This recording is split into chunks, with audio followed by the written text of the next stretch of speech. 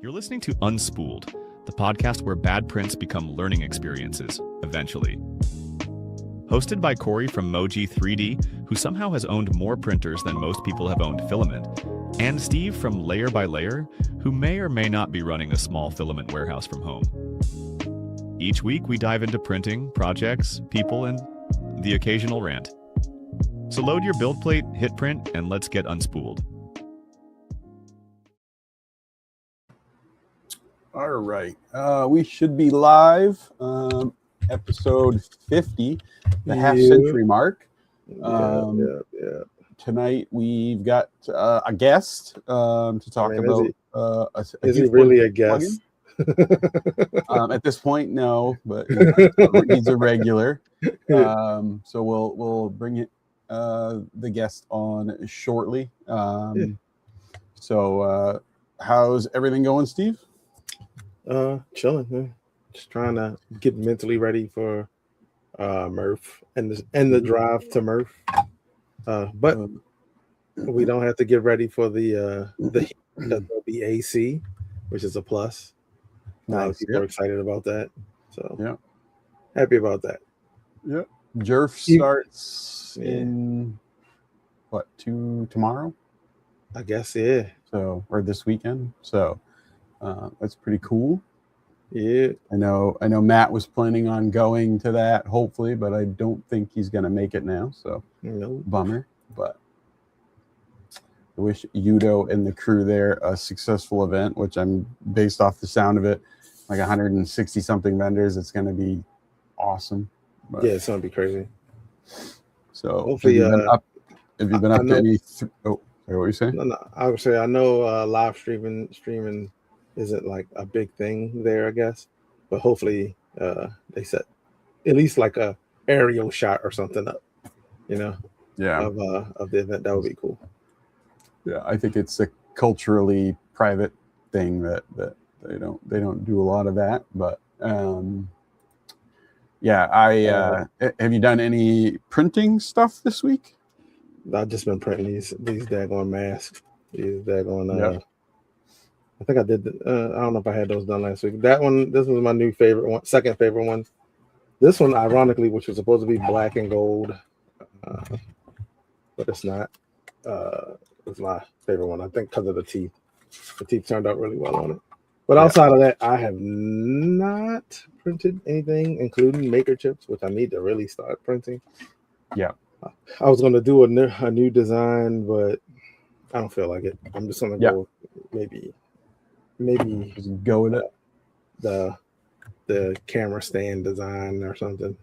I mean the phone stand one, and just clean it up with maybe throw some PETG in there to make it easier to separate and all of that jazz.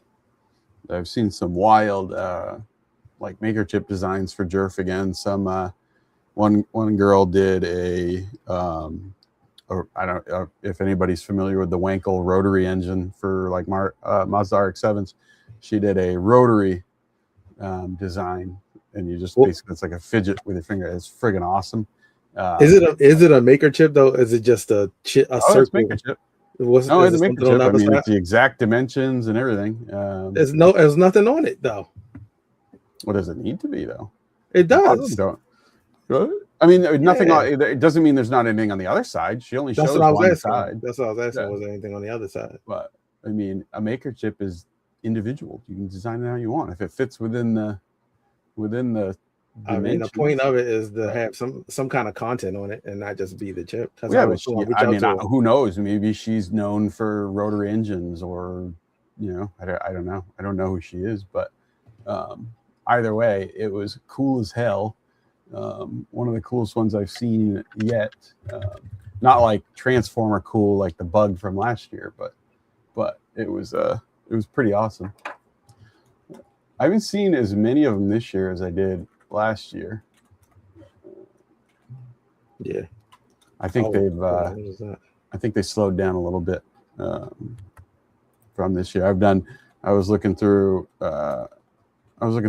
Twitter on some of the like the latest posts and everything, and there's definitely not as many as last year, but a lot of like really cool like electronics projects that it looks really interesting. So I think you're gonna see a lot of wild stuff. Like somebody did it's called the Lepton. It's a palm size 3D printer. Oh shit. Like I get like this big. Yeah, it looks. Holy crap! I'm looking at one right now. Someone did one where the eyes move. It's got like a face on it, and the eyes move around. It's pretty crazy. Yeah, I mean, it's the stuff they do is just, it's wild. Like, and a lot of times it's like, you know, a college age kid that's just doing something crazy that. But yeah, I think there's gonna be some pretty cool stuff that we see out of that. They got some kind of holder thing that they. This looks pretty cool. It's like a little frame that spins around. Yeah, I've seen a few different holders. No, this looks like it's mass produced, but like with packaging and everything. I'll share it on the Discord. Maybe someone's injection molding them, and I guess so. It's made of acrylic.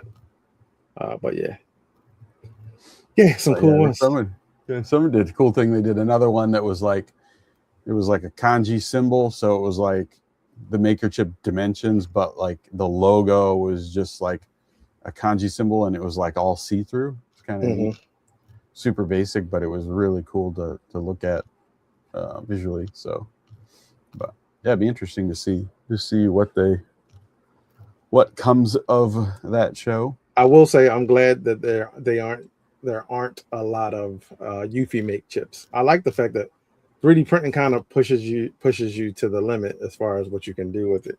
Like the Eufy make makes it a lot easier. I've seen a few Eufy make chips, and they're cool. Like if you have one, I mean, if I had a Eufy make, I'd use it. I'd make some chips with it. It seems pretty cool. Yeah, I'm pretty sure a lot of people. Especially if you could do double-sided, so you could do like 3D printed creative on one side, and then Eufy make UV printed on the other side would be kind of neat.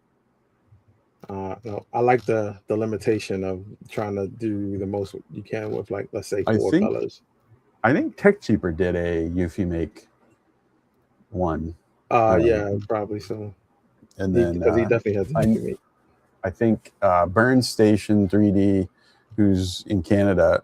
You're not going to Murph, I don't think, but I think he did one too, because I know he's got a Eufy make. He just kind of launched his website, so if you guys know who he is, check him out. But he's doing like light switch covers and stuff, and some of them are friggin' amazing, or they're all amazing. But he was on Meet the Polymaker a couple of weeks ago.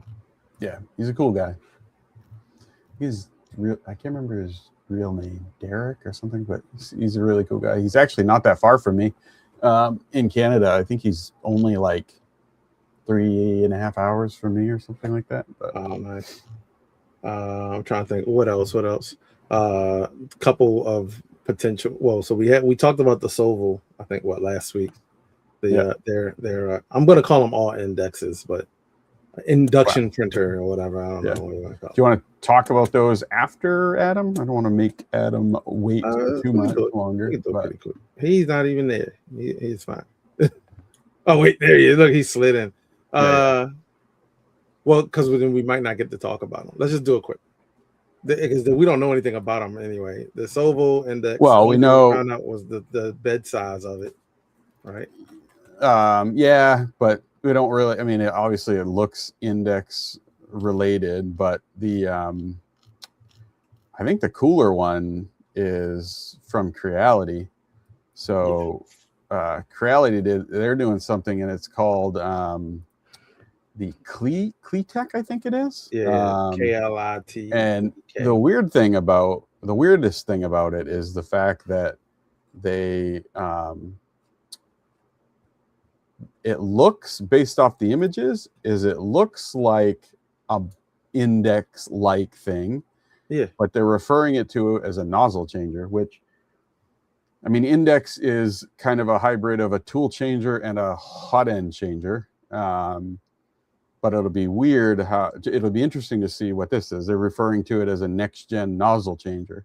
Yeah. So I'm wondering if it's like an index, but just changing the nozzle and not the entire hot end, or if they're just referring to the entire hot end as the nozzle. I'm wondering if this is a whole new printer as well, or would you be able to add this to, you know, some of their newer machines like the K2 or whatever? Like, will it? Like, how's it gonna work? But we'll have to wait long. If I think if anything, it would probably be added to like the High or the Ender 4 or the Spark or something like that. It'd be easier to add it. If it's a nozzle changer, then but you gotta figure out where to store the nozzles, where they're positioned, if they're positioned at the top. Yeah, I think it depends on how it actually swaps. So it'll be kind of neat to see what goes on. But all right, you gonna bring Adam in? I guess, man. Jeez, I was in a flow there. You messing with my vibe here, all right? And well, I hate making guests wait. All right, let's go ahead. But we can talk. I mean, we can talk about the color mix. No. Let's go ahead. We got a lot to say about the color mix, so I don't want to be rushed. Oh well, then we kind of rushing to add him off. And what if he wants to hang out? Then we don't know, man. He might not have nothing else to do 20 minutes, tonight. Adam. You get 20 minutes, and then you're. I'm just kidding. All right, bring him on. What's up, Adam? Hey guys, thanks for having me on. Guys. Oh, no problem. you got I heard I have 20 minutes. So. Yeah, I have 20 minutes. So Steve, let's not talk about it. Let's just delay it out. You can stay as long as you want. Yeah. Hey, so thanks for having me on. This week I launched a plugin for HueForge, the first third-party plugin called 3MF Export. So that's kind of what I wanted to come on to talk about. So I appreciate you guys having me on. Introduce yourself for the people who may not know who you are. That's what I was waiting for at the beginning. To all the people who already know. Hey, Adam. I know, right? This is for the future. This is for the future, okay? When someone goes back and watches episode 50. Yeah, it's a good number to be on. So I'm Additive Atom. Real name is Adam, so it helps. But I'm a maker, creator, really into 3D printing, and I've been part of the HueForge, I'd say, like project volunteering and testing it since before release. So I'm passionate about HueForge. I've been a Polymaker ambassador for HueForge, tested it volunteer-wise for even before it was released. So it's kind of great that Steve gave me an opportunity. I, knew this was a need since I use HueForge quite a bit, and I just said this is the plugin I think that needs to come to the market, and that's what I did. HueForge Steve, not me. Yeah, HueForge Steve. Yep. You're layer by layer, Steve. Tall HueForge Steve. Right. All right. Nice, man. It's the first third-party plugin, which is pretty cool. So like, what made you decide to make a plugin? Was it like you wanted to do a plugin anyway, or like? Mostly, I wanted this plugin to exist. Mm-hmm. Is the main reason. Just being using HueForge, I just thought this would bring down the barrier for new users to print their first HueForge. You don't even have to create a HueForge since there's built-in projects, right? Mm-hmm. So if you don't know how to use the software, you haven't seen Danny's or Vic's or Steve's videos, or caught one of my Polymaker talks and kind of just getting into it, you could take a built-in project and just slice it very quickly, export it to your slicer of choice for your printer of choice, and print it. Nice. So yeah, because I thought it was kind of neat because a lot of times you'll see a HueForge on printables or Maker World that looks awesome, right? But then you have to put the colors on the machine, and then you have to go in and read whatever they wrote in the description, and then set up those changes. It'll be nice now if someone puts a HueForge on printables, you just download the 3MF and you're good to go. Yep. I think that's gonna be awesome. So I guess we should. I don't think we actually talked about what the actual plugin is or what it does. So did you want to go through that? Yeah. So what the plugin does is it takes your HueForge project, and instead of writing out a STL with this describe.txt, basically manual steps you have to follow. It writes the 3MF to your slicer of choice. So it exports with the filament colors, the filament types, straight into your slicer, the correct number, adds the filament changes if it's a filament swap, or paints the objects if it's an object type. And it also does some intelligent logic around adding additional pauses if it's past the number of printer slots, is what I call it today. You have kind of how many AMS slots or CFS or MMU or tool chain tools you have on your printer. It adds additional pauses. So there's additional add-ons, like I even do a height range modifier at the beginning of the print to speed it up, so you don't have to manually do that. So that's kind of a user education as I need to build my support website for this weekend, Future Atom problem. It'll be support.3mfexport.com, soon TM, but that's where you'll get support. I support the plugin, being the third-party kind of supplier of this plugin. It's sold exclusively on the HueForge shop, so if you're interested in it. But yeah. Nice. And I will what's say, the price? What's the price on the plugin?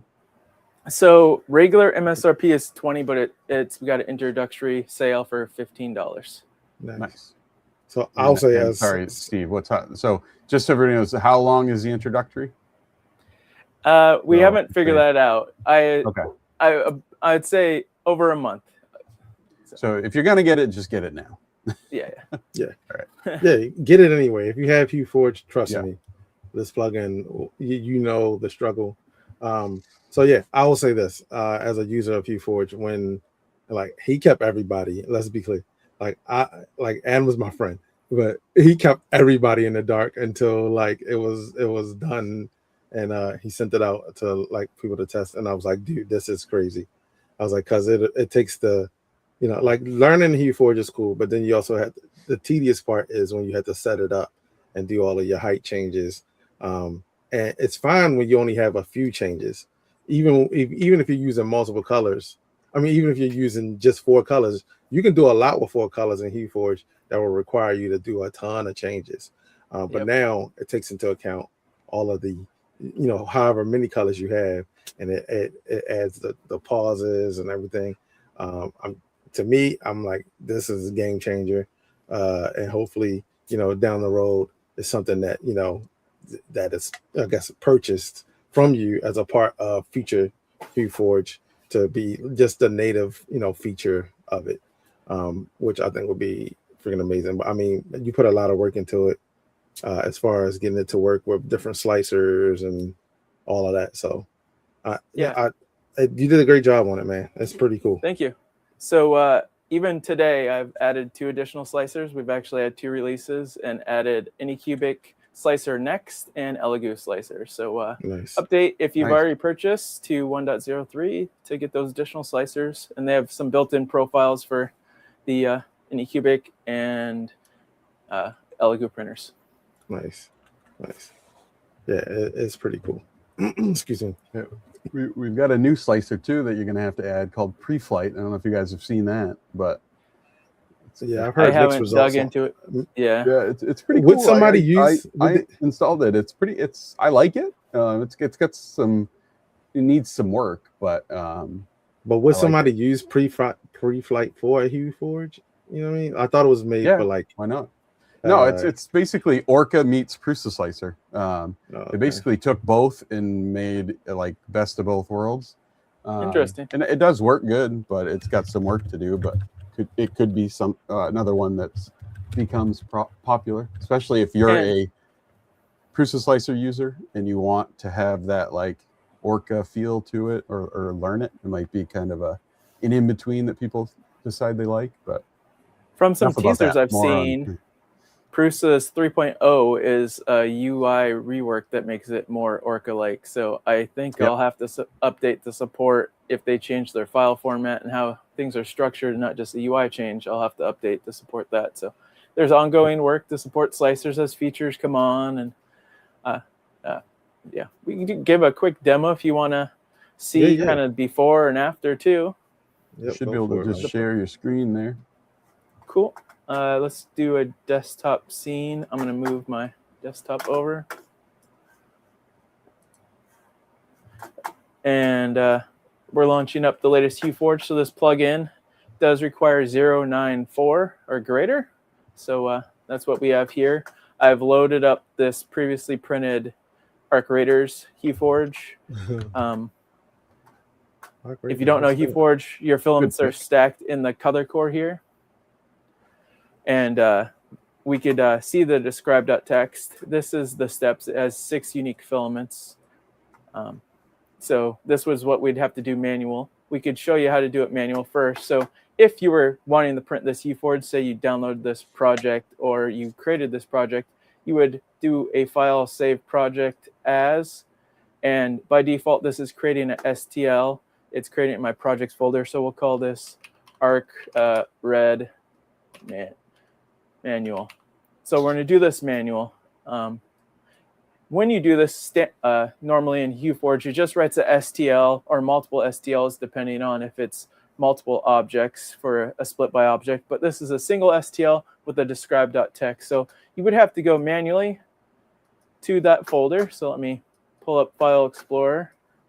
I have a launch Bamboo Studio. We could let's make it more fair. Let's do it for a P1S.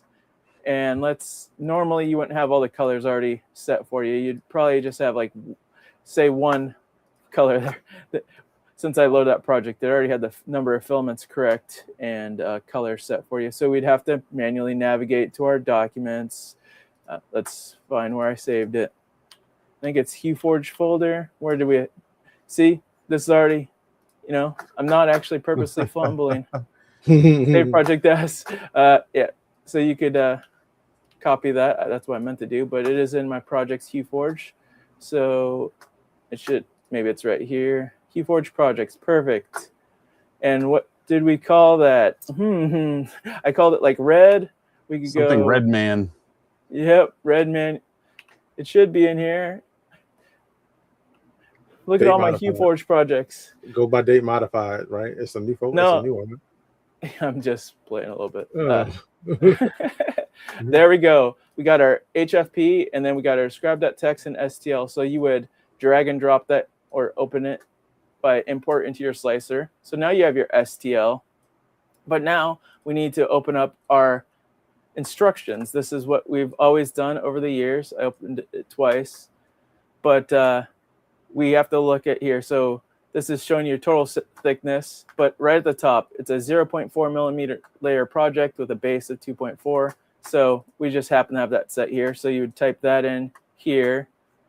You would want to add your number of filaments, even if you had a single AMS. So we have 6. So we'd hit the plus button here 6 times. So then we could start assigning our different colors. So we got a black, gray, blood of my enemy. So red, another red, meta red, and a white.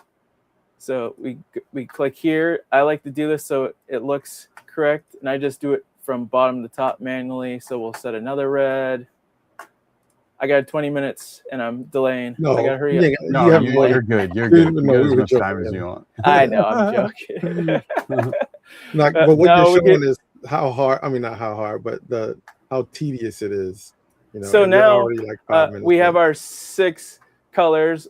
Luckily, I already have a profile I've saved, which happens to be a 0.4 layer height. All these settings are correct because I HueForge a lot, like one wall loop, 100% infill. These are things you'd want to set up in your HueForge profile. I like to slow it down. That's already included. Have your supports enabled so it doesn't limit yours. You could do a skirt loop or not. I generally don't do one, so this has it.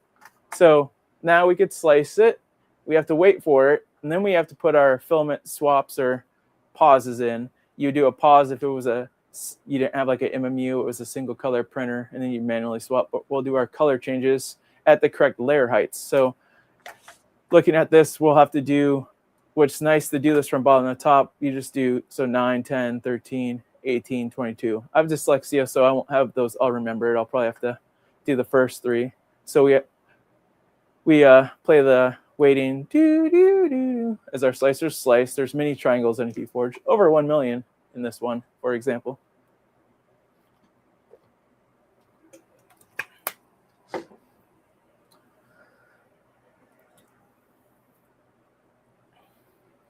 We can take questions as it slices if anyone has questions about the plugin. Yeah. Every time I click on this thing, it does something stupid. Let's get it back to Atom. Let's snap this. Let's make this easy. Oh, I meant to snap that to the side of my monitor, my instructions. Yeah. So, like I said, this is the old way. Yep, we're showing the old way, the pre. The pre-Atom saves us time way. The way that always prevented me from wanting to actually do a HueForge. Another benefit is with all the plugins, it integrates with all the HueForge plugins. So as we're waiting, I kind of show this is a single color fun little AI generated image from an original image from Rocky Mountain. Oh, sorry. I'm not a pro streamer. No. Here we go. You're good. I'm not a pro streamer. So right here is a standard HueForge, but with my plugin, I blew it up and used the HueForge plugin, which is a free plugin.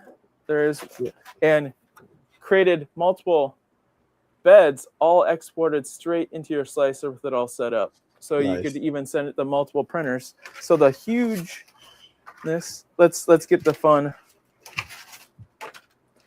photos of people. You can kind of see the scale of it. Yeah, that's crazy. I didn't even think about the whole fact that like now it makes it easier to send to multiple machines. And so I have to take that into account, and it actually creates all the build plates for you within your project.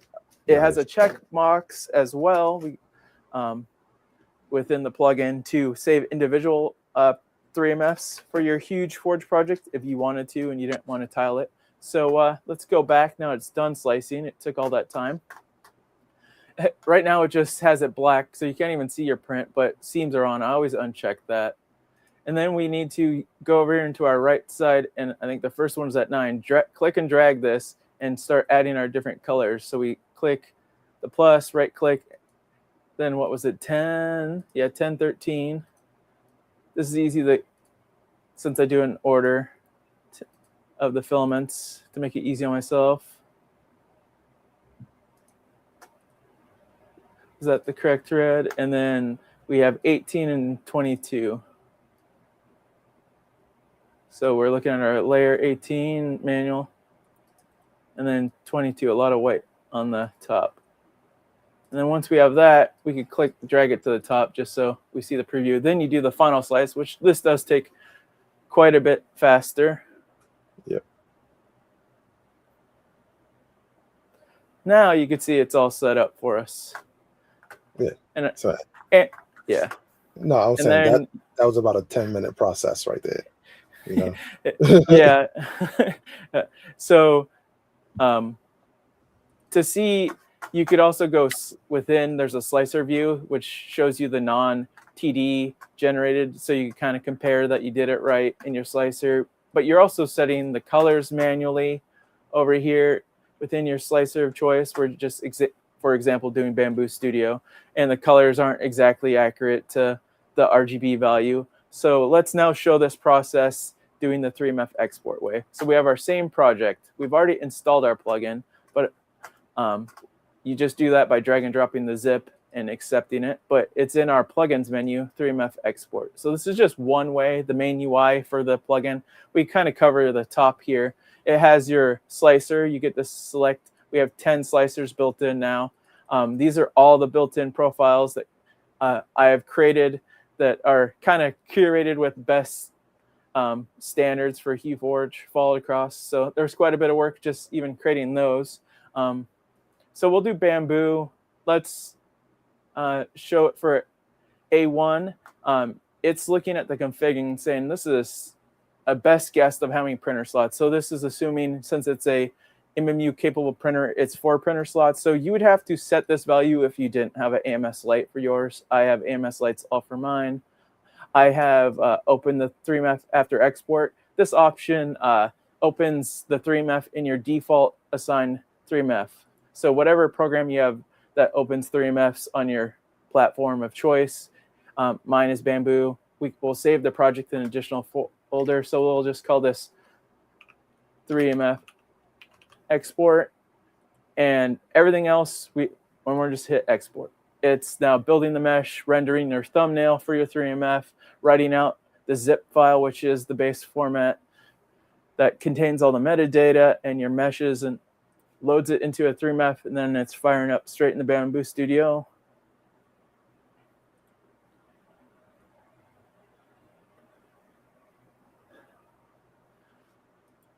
And you can see it's loading. I still haven't touched nothing. It's loaded our 6 filaments. You can see already on the left side, it's loading all your 3MF. Your project is already set up.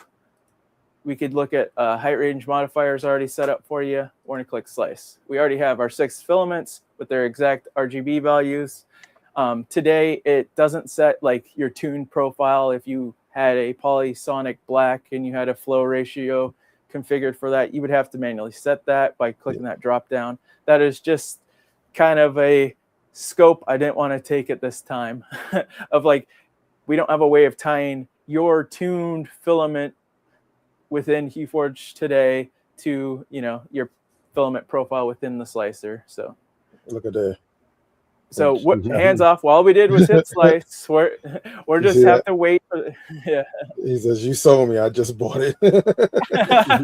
Thank you. I appreciate it. It greatly supports me. And this was just the time saving alone is wild. Like, and then Clownhouse uses it for making greeting cards.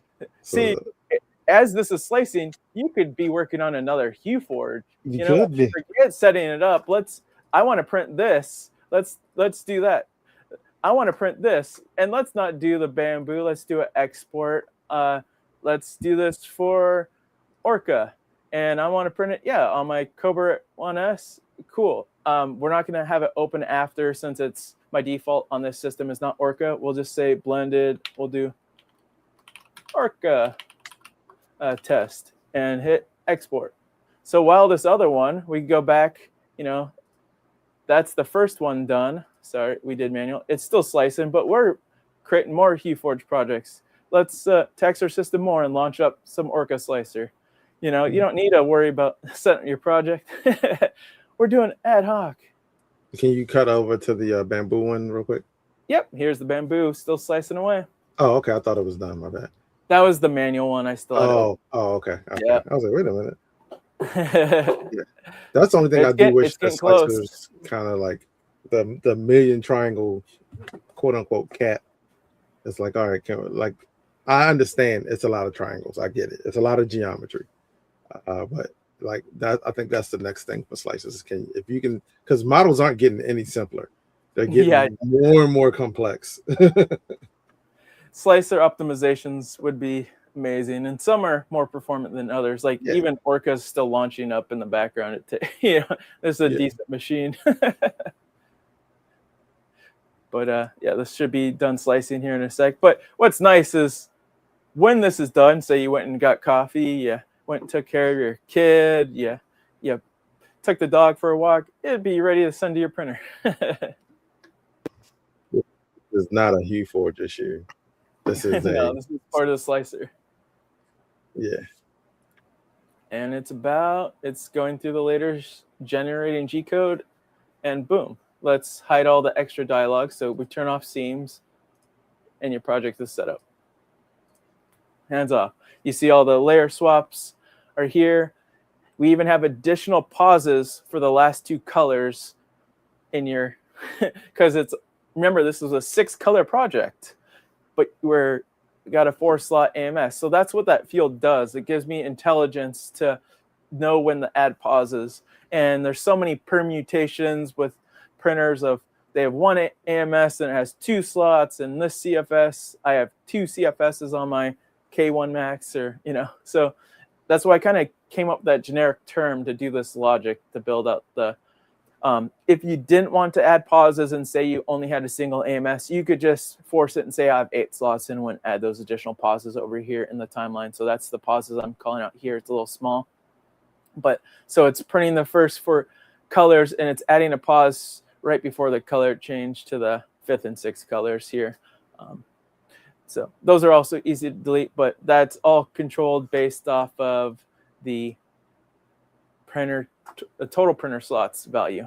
So if you had a single color printer, you would just do 1 here, and it would add pauses all the way up for you. So that's kind of how I genericized it without having a bunch of UI like, oh, you're a tool changer. Well, you need to set this value. And I try to do it the most intelligent way possible, pulling that from the metadata of the slicer. And it remembers this. Once you click OK, it remembers your defaults within here.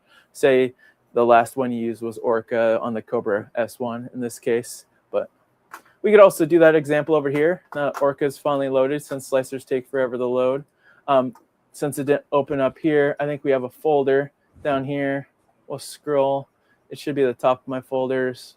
I forget what I call this, some test. I've been testing a lot of projects. Orca test. And we just drag and drop that in. And you can see right now it's on a GD X+4. So this is, I haven't added this printer to this. That's what it's saying. It's tying to the base Cobra profiles in Orca, and I don't have those installed. It still totally works. To make that go away, we could just add a Cobra S1 here. Generally, people have their Yeah. What'd you guys do? Something wrong? What's going on? Oh no, the screens switched. I think we lost Steve. Hold on 1 sec. Let me get you guys. Let's see. I think we lost.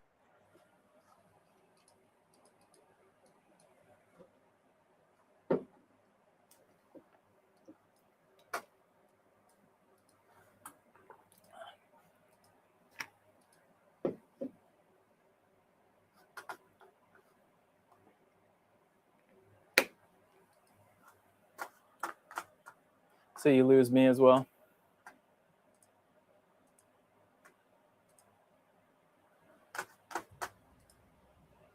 I don't know what's going on. My camera and audio died like both out of the blue. But yeah, go ahead, keep going.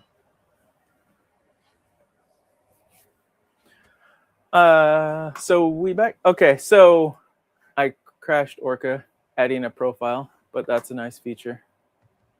That I can't fix. So I was gonna add the Cobra S1 here, so as that built-in profile, so you don't get that message on boot up.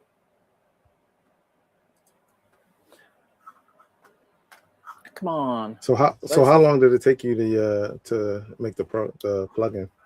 Yeah, the plugin I worked on for about 3 months, nights and weekends, and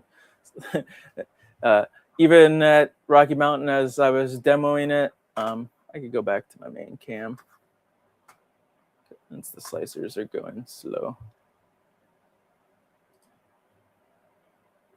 I'm not a pro streamer.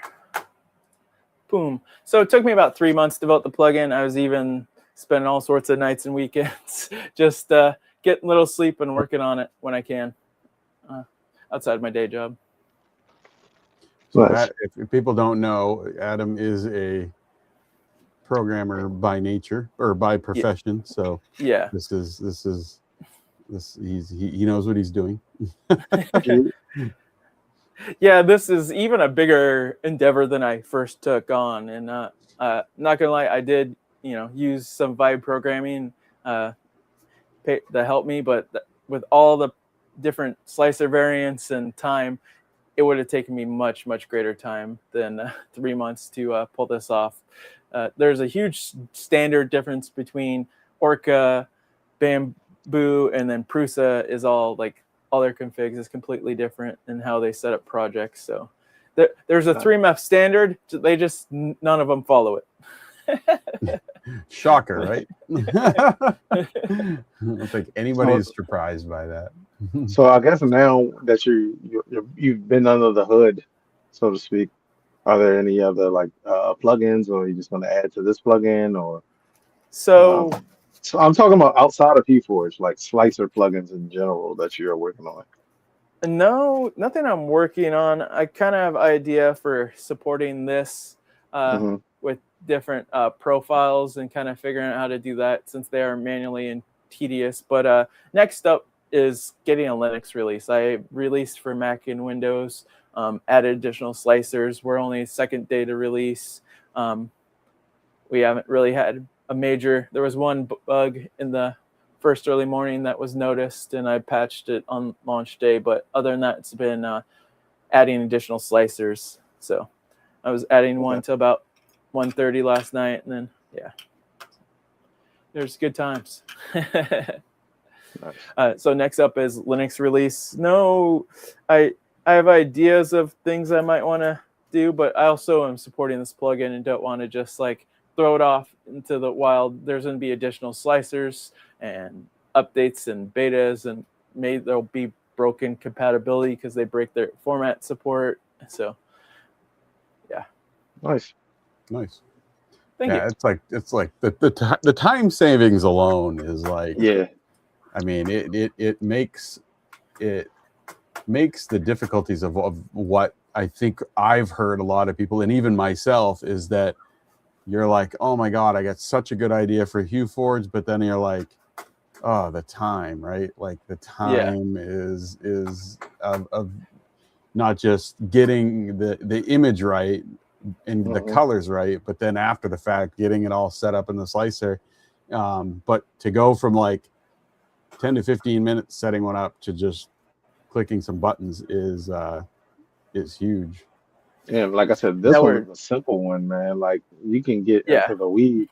Just with 4 colors, you can still get in the weeds, you know, as far as swapping and stuff like that. So you can see here's the Orca one all set up. No alerts once I installed the Anycubic Cobra S1 profile. It still works without the profile. I just want to show no kind of alerts. It's tied to their base profiles that are provided within Orca Slicer. It builds upon them, so that's why the case. And you can see all your 4 colors, and they're all set up. So one thing I could kind of show is there's additional integration within the plugin with this different, not just this 3MF export. In the additional plugins like HueForge, for example, by default it has STL export here. You would have to uncheck that to come over to 3MF export, and that would use the whole 3MF export code path to generate the 3MF for this HueForge. Right now it's not a multiple tiles. We'd have to checkerboard it, and then it could break this up into mini tiles for you, which but what I wanted to show is there's integration. You could go into your settings and choose your export option, and this is default output format, and you could select, once you have the 3MF export plugin installed, you could save and apply. So then once you start using those additional save project as dialogues, so in an advanced mode, it automatically has 3MF export enabled here and has this unchecked. So this is now your default option. And then there's also this checkbox to remember your defaults. So if you change stuff, but nice. That's cool. Want to show that there's total integration. That's what makes this even more complex, is that in different HueForge modes, it's no longer layer swaps. It's swapped by color. There are multiple meshes on one layer in different modes. It is much larger problem set than what I first was, thinking it would be. Yeah, I think that's like anytime you do any type of like software development or anything like that, you always it always sounds easier at the start until you start doing it, and then you always run into things that are different. And like you said, you got a bunch of different similar things that all act different, right? Like by not having a standard 3MF, like or not following the standards on the 3MF. And then you have different, like, I mean, you like the filament manufacturers who go through and create, like, 3D Fuel, for example, when PCTG came out, they were going through and creating profiles for every printer that they could come, but they had to go out and get the machine and create the profile based off the machine. So they had to buy, I think he said something like 30 different machines that he was buying, and that's only scratching the surface. So if you have the profiles, you also got to have the machines to test those, so it's that's kind of I don't have the budget to have every machine, and that's why we take kind of the best guess. Like I don't have a H2C to test, but I tuned that profile kind of our standard HueForge parameters, like infill and even optimizations, the slice faster and slicers. We add like 999 bottom layers, so it slices faster and doesn't as much detection with all the different triangles. I slow down the profiles to get better quality, so you get the full trend, blending with printing quickly. A lot of times printers, and depend on the filament, you need to have that tuned if you're trying to go for optimum color blending. So I do suggest, if you're trying to get the, this is going to be a HueForge I want to sell and be an art piece I'm going to have up my home, is tune your filaments and then select them once you do an export today. So, tune that flow ratio. A lot of it, most of the time, is what I do for my, and I just use the standard built-in calibration methods for the slicers. Nice. Yeah, so we had at least one person that went and bought it, so that's cool. Thank you. But, yeah, I mean, I'm definitely going to pick it up because it's way the time saving alone is like that's like a no brainer for me. Like I think that's what you're going to get with a lot of people. Just like, especially if you do a lot of them, right? Like, I mean, if you're doing if you do if you do 6 HueForges a day, it saves you an hour. Like yeah, exactly. It's like that's nuts. Well, cool. Cool. Man. Awesome. Thanks for having me on. No, it's good. You got any more questions for Adam, Steve? No. I was just grabbing a link to drop into the chat. So head on over to the HueForge.com. It'll direct you to it, but shop.HueForge.com. Pages /3mf-plugin to grab the new hotness. Yeah. And if you buy it now, it's $15, and that's going to be for a specific period of time. So don't wait until it goes up to 20. Buy it now. Yeah. So yeah. You won't, though. You'll have a bunch of people that'll wait, and then on like day 31, they'll be like, "Why isn't it still $15?" Like, we told you. Buy it now, people. Yep. Thanks again. Yeah, no problem, man. Yeah, no problem. All right. Well, does anybody have any more questions for Adam before we let him go do more of his cool stuff? Yeah, and if you're trying to find me, additiveatom.com on the socials. So message me. You got stuff you want or built-in profiles. I do take feature requests. Put them on the list. Oh man, and you are available on pretty much every social, right? As far as all the ones that I'm on, you're on. Okay, yeah. So find them on all of those too. Doesn't mean I do them. I just, if I see a lot of interest in like this, that's what got like Anycubic next. I saw multiple people saying Anycubic slicer in the different comments and, forums. And I was like, all right, that's the next one. And then Anycube, and then Elegoo. Yeah. You got to get the GitHub request thing, where people are like, I want this. And then people vote on it and upvote it and all that stuff. Yeah. Cool. Hold on. Hadron said complimentary GTR dash HueForge filter. Okay. I think we lost Matt a while back. Yeah, he had to go. He's over here. Yeah, because he has to. He's on his way. Hey, wait. Just leave me up. I'll just hold him up here the whole time. That's a good shot. In the top right corner. There you go. Nice. We still have him, even though he's gone. I have his forehead too. His brain is floating away. There you go. Thanks again. That's cool. But yeah, man, we appreciate you coming on, and everybody go check that out. Yep. That was cool. Yeah, dude, cool. I don't know, something like halfway through, like something happened on my side. I don't know what the heck happened. Yeah, like I didn't even honestly, I didn't even notice because he was up full screen and it flipped and it split the screen with me and him, and I was like, what the hell went on? And I looked down and you were gone, and I was like, what the heck happened? Refresh. I don't know what happened, but I don't know. And I've always I've known since he started developing, I've known what the plugin does and what it's supposed to do. But when you see it in person for the first time, if you have HueForge and you're aware of what it's like taking a HueForge STL and putting it into a slicer and then setting all of those color changes and pauses if it's more than the colors you have. That part of it for me is the most time consuming part. Well, because you can easily fat finger it as well and get it wrong, and then there's been times where I've done that and I'm like, shoot, where I haven't set like my first layer heights to what I wanted to set them to, and then I go through and do all the pauses and swaps. Somewhere around here, I have the coin that Adam showed as one of the built-in from the that was the first HueForge I ever did, and I did I think it was the second color. I either put the change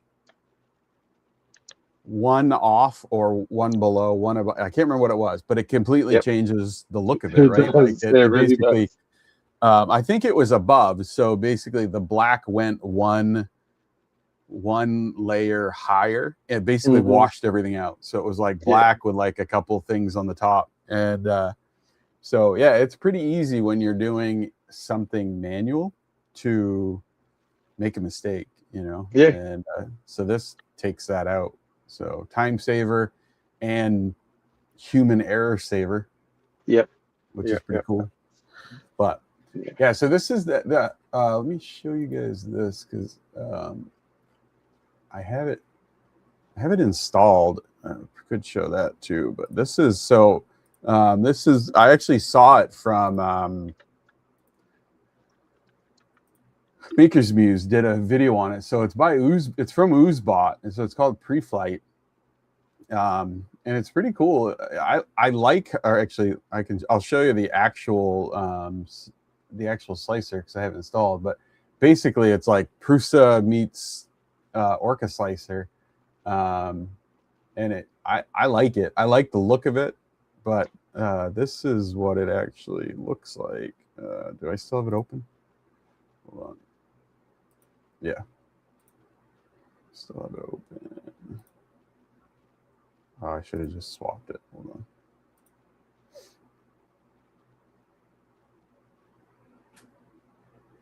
I got too many things open. I can't find it.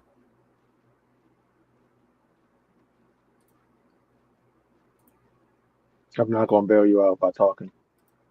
I got too many. Yeah. So this is it. I mean, it's looks like Prusa slicer. It's just like your controls are on the right instead of the left, but it has the layout kind of like Orca. But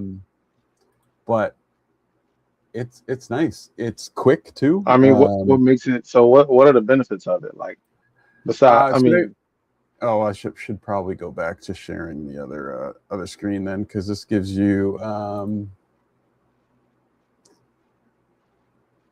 man. Now I feel like we're at a point where like now there's so many forks of Orca or the different slicers that it's like the basis behind it was Oozbot that did it. The idea behind it was to make a slicer that has essentially part strength in mind. So that's what I knew about it, was that it was more for part strength. That's what I was saying. Is it? Yeah. When I was asking, like, is it good for HueForge or not?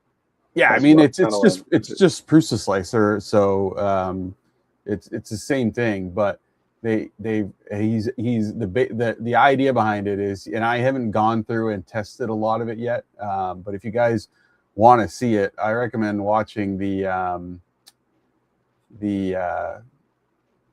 Maker's Muse video on it, because he does like a full rundown on it. But it just has some stuff in it that is focused on like easily configuring and slicing for part strength. But yeah, it'll be interesting to see if it if it becomes another common slicer, or if a lot of stuff in it becomes Orca or Prusa slicer driven. It'd be cool if the name actually helped understand what was going on there. Because calling it pre-flight to me means absolutely nothing. But if it was like, So the basis arch of it is printer like slicer or something, I'd be like, okay, all right. yeah, it's like they're calling it. So I think the idea behind it is that it's like a true build of Slick 3R slicer. And Well, you can see it in the logo. yeah, they call it like pilot logo on it. Yeah, they call it pre-flight pilot. You were clear for launch. I don't know where that comes from. I don't know if Unspooled, the guy who is doing it, is in the aeronautic like flight industry. Yeah. I have no idea. But listen, app could be cool. cool. The name is terrible. I'm so yeah, sorry. and they have a full. He's got a full website too. If you guys look at it, it's just preflight3d.com, and I will post it. And so I GPT it. It says some standout features of pre-flight include interlocking perimeters. Yeah. The signature feature alternates the spacing and flow rates of perimeter layers aligned. The extruded material to compress to horizontal gaps. It creates diagonal bonding. That's cool. Surface. Yeah, and it's using something called Athena perimeter generator. Yeah, I don't know if it's his. So yeah, it says rebuilt really from the Iraqi engine. So yeah, and it's got something called modern stack. So it's supposed to be intelligent on how it stacks layers to reduce gaps and all that stuff. Basically what I was talking about that Maker's Muse was referring to about some Orca changes like 3 or 4 episodes ago. This basically does that for you, so you don't have to go through and adjust all those settings individually. So if you're someone who does a lot of like technical stuff or like parts that need to be strong, this is definitely something I think you want to check out. So I've got some parts that I print that are generally like high walls, high, like, 6 perimeter walls and strong. I'm going to try this and see how it does. But like, even with it being like, chimera of, Orca, Slick 3R or whatever, and Prusa, it would be cool if some of these features would come back to like Orca, like especially like the interlocking perimeter stuff and the modern architecture and stuff like that. And it has something else that I thought was neat. It's called nip and tuck seams. So the basis behind it is a what they refer to as a V-shaped channel that is supposed to absorb start and stop blobs. So it's supposed to reduce any of, so like a lot of times, have you ever used random start and stops in Orca? No, so a lot of people do like back seam or aligned or something, but in Orca, if you do random, a lot of times, unless you've really dialed in your filament, you'll end up with these zits all over the print from the start and stop moves. So this nip and tuck, this V shape, is supposed to reduce that. So if it works, and that's one of the things that I wanted to try, if it works well, the idea is you could then use random start stop in a slicer, and it actually not cause that zip or those zit and blobs, and not have a prominent seam anywhere on the part. So it should be really cool. And it does do like I don't know, it calls a V channel. So it's supposed to be like a really almost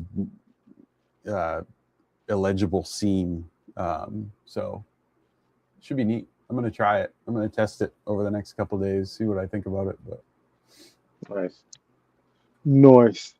Speaking of plugins from earlier, Prusa Mix, their version of Full Spectrum. I mean, it's pretty much full spectrum. Like it is. I do like, so if anybody has read their thing, they've basically taken Full Spectrum and kind of said, oh, okay, we're going to we love the idea, but we're gonna develop it in house, which they've done, and they're calling it Color Mix.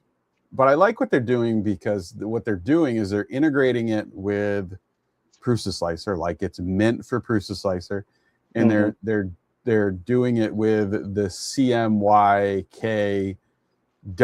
So they took Prusament filament. So they took, cyan, magenta, yellow, black, and white. So the key and the W, the white. So the idea is that if you're using their filament and Prusa Slicer and a Prusa machine, it should be as good as it could be, right? Without having, because they're going to be testing it and flushing it all out, and it should be really good. But I do like that they're highlighting that it's using half toning, right? So I think color, even with full spectrum, the color mixing is kind of a misnomer, because it's not really color mixing. You're not mixing filament. You're not mixing it. Your eyes. You're half toning. So half toning is what a 2D printer does with CMY, right? It takes basically a dot matrix and puts a bunch of dots through that at a distance you see these colors. And that's kind of more what full spectrum and color mix is doing, is it's layering on different colors so that your eye visually from a distance sees gray when black and white are mixed together. So but it's just cool. It's nice that they're doing it, and then it's fully integrated with, and so is Snapmaker. I mean, they hired Radu, the guy who did full spectrum, who now basically works for them and is going to be like fully integrating it into Snap Orca. So that should even get better, which it's pretty friggin' good, but I imagine it's going to get even better over time. But it's really neat. And then I had the idea with Color Mix, like what if full spectrum and Color Mix within the slicer now uses something like the TD1 from HueForge and takes into account transmission distance, and so your accuracy in the slicer for what the filament is going to look like would be even more so, or even more accurate, because it would actually take that into account, which would be kind of neat. But also, if you do a hybrid, if you're doing like hybrid HueForges, and you have the colors, you can kind of do cooler stuff now. Because before, if you did a hybrid, you had to do like the regular HueForge, and then you had to take one of those colors because of the way that it works, and that object could only be that color. So if you were doing like, the ocean with I think Adam had done one with the Vinci coming out of it. Yeah, and you use, let's say white, light blue, blue, and black. Your boat can only be one of those four colors. But now, with like HueForge and color mixing, you potentially can have a boat that is any combination of those four colors because of full spectrum / Prusa mix, or whatever you want to call it, color mixing, whatever you want to call it. So now it's like you're getting a cooler outcome from some of these things, which in my opinion is freaking sweet. It's just that level of creativity that it's going to not allow people to do, but it's going to bring out a lot of creative things, right? Like someone's going to look at that and be like, holy crap, I can do this with it now, and nobody else would have thought of that. It's neat. It's going to be neat to see what people actually do with it. But I mean, also with just the full spectrum stuff in general, where you're limited on and I tried to do this. I could not get it to work in time. I was trying to do a maker chip that was full spectrum by printing it on the edge, and I couldn't get it to work in time for Merv. But now it's like you said, it kind of opens up the possibility for like a lot of cool stuff. Like all of these plugins, we got so many plugins now. This time next year, color mixing will just be a normal thing, right? Like it'll just be everybody will know it and everybody will use it, and Yeah. Bump mesh. Hopefully, bump mesh will be like in your slicer soon. That would be, or a slicer in general. That would be cool to be able to just do your texturing right in. I mean, you now that's not something new. There were slicers before that allowed you to do texturing, but it would be cool to see it in like one of the modern slicers, like an organ slicer or something.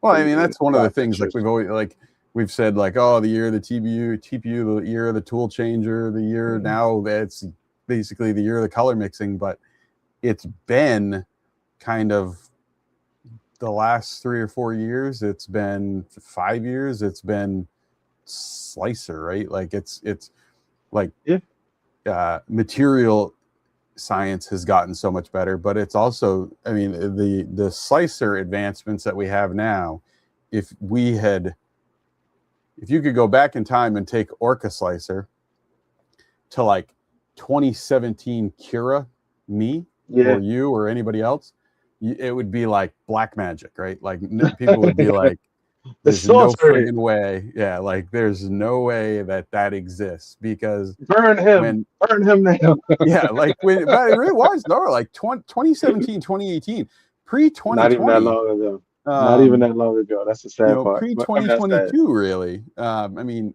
even when Bamboo and Bamboo Studio came out, like it took a couple of years. People were still using, in 2023, people were still using Cura, right? Like, so it's like it's crazy in the last 4 years where just slicing has gone, and that's a testament to, you know, Prusa Slicer and Slick 3R, and then Bamboo Studio doing what they did with the fork, and then Orca Slicer just you know, blowing the roof off it. You know, it's wild where it's gone, and it's to me, it's like you got people making plugins now, and you got people like, you know, into the development of all these slices.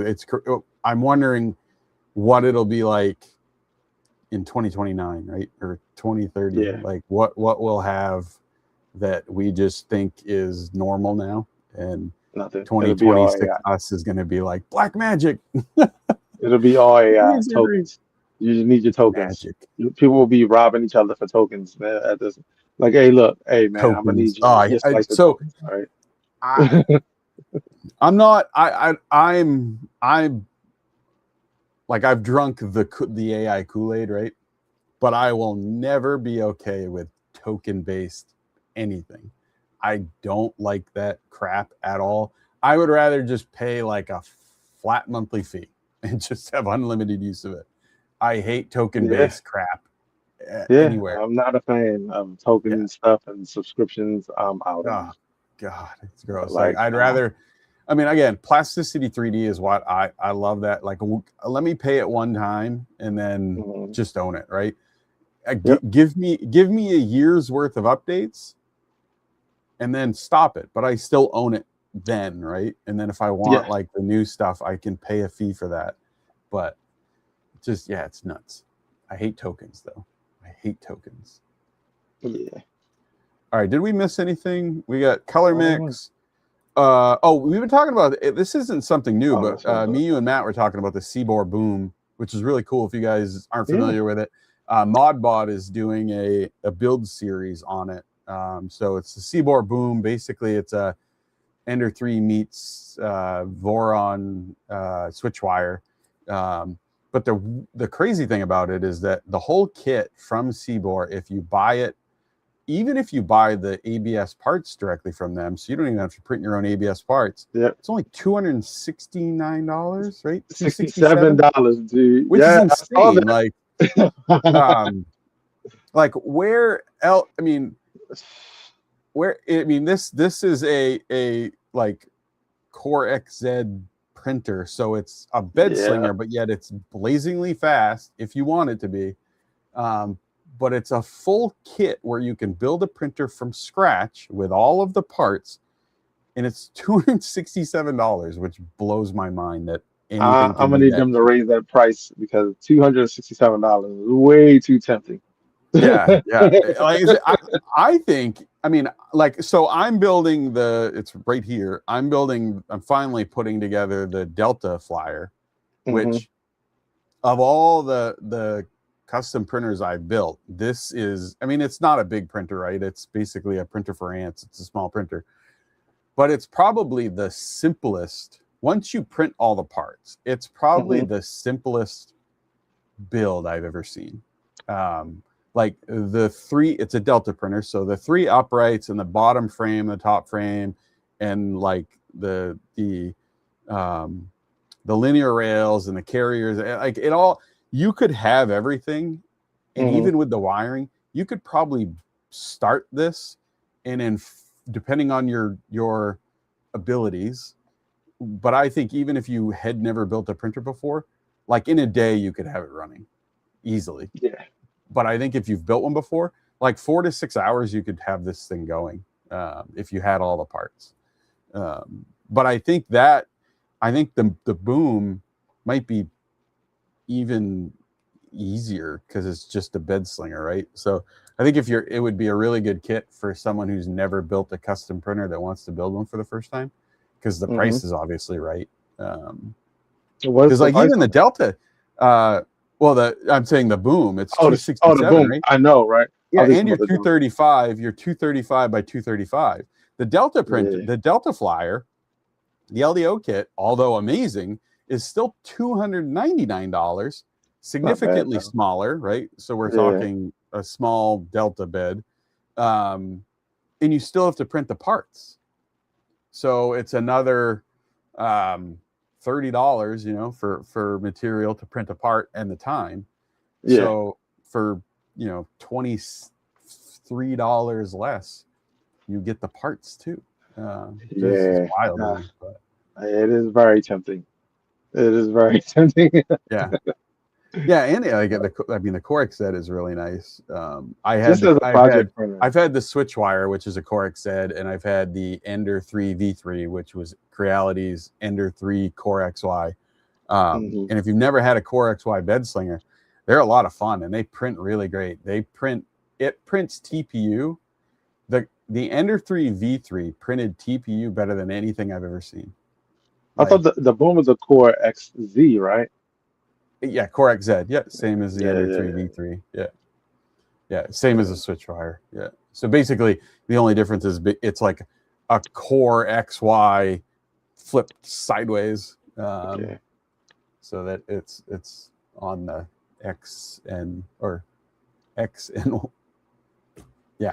I want it. I want one. Yeah, it's really cool. But I wanted it when Zombie was printing it. I mean, was building heads. I'm like, oh, this looks pretty cool. Yeah. Like me, I just want one that I can customize and give it my own flair, I guess. Yeah, because I mean, like you could get it without the printed parts and then just make it whatever color you want. So here's the thing: I know me.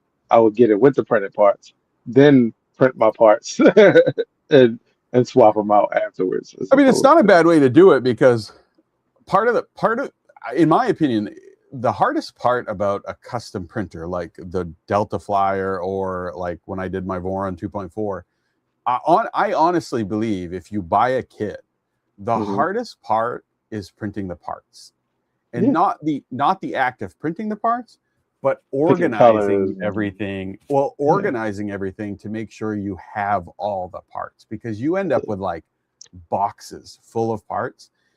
And I can't tell, and especially with like the Voron stuff, because there's so many different versions and so many different mods that it's often difficult to know what you need to print and what parts. So like when I did my 2.4, and when I've done every printer, I end up printing multiples of the same thing. It was just a different version.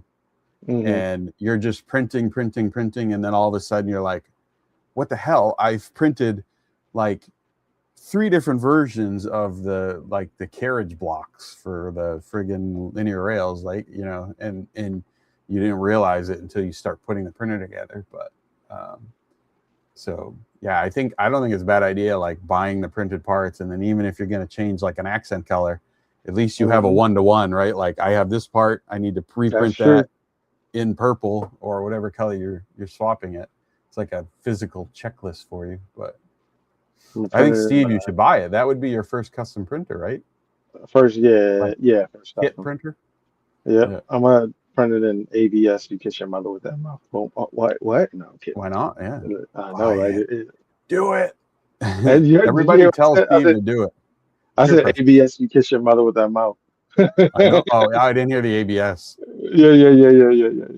You could do it, right? Like, yeah, you could do it. No. But yeah, so it'd be fun. ASA. Yeah. I've been looking for one, so that might be the one. I think that was all we had, right? I think that's Reality, print, color mix, boom. I mean, the Solval, it's like they haven't really released anything else about that. No, the bed size, which is what, 300, 350, I believe. Yeah, 300. Yeah, which again, I think it's a good. If it's six tools or nozzles, whatever I think 300 is a good size. I'm okay with that. I know a lot of people. I saw a lot of people be like, "Oh, I wanted it to be 350." I'm okay with 300 because like the Core 1L is 300, right? So if you're gonna buy a Core 1L with a Bondtech with 8 nozzles, you're 300. So I'm okay with it being 300. I think that's a good. I think 300 for me. 300. Like 98% of parts I ever print would print on a 300. No problem. That's the thing. I think a lot of people like if you're not printing like helmets or like like a lot of your stuff that we print can be printed on easily on like a 200 by 200, by 200 machine. It's the edge cases, and it's usually the reason why you buy a bigger printer. It's because like I want to print this thing in one piece, and then you're like, time to upgrade. But yeah, most of the time you can print most of your stuff on like a small printer. Like this is an upgrade that I did for a printer, and originally I was like, oh, I'll print it on one of my big printers because I can print it in one piece. But my biggest printer is upstairs, and I literally didn't want to walk upstairs. That's how lazy I was. So I was like, oh, I'll just. And I'm like, I'm not doing that. Which one has filament on it? Okay, let's use that one. And that was the other thing. I was like, oh, I got to unload the filaments on it. I got to reload filament. So I was like, I just cut it in half, printed it on the X1 or on the because it was just a test print, and I'm like, I just printed it on the U1. And then now I'm like, I'm just gonna leave it like this because the way that it mounts, it actually works better that it's split. Like it's easier to put it on. So I was like, I mean, half the time, and I could print this.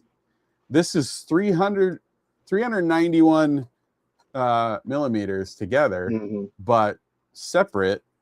Once I separate it, I can print it on pretty much every printer I have. I mean, other than like the Solval Zero, but even on like an Ender 3. Did you print it flat or did you print it on the end? Yeah, it prints flat like that. Okay. Yeah. But yeah, so. All right. I didn't look up any raid targets. Let me do that right now. Where's the Twitch window? All right. So if any of for those of you watching on Twitch, hold on. Steve's gonna find a raid target, and hopefully we can. Actually, let's see.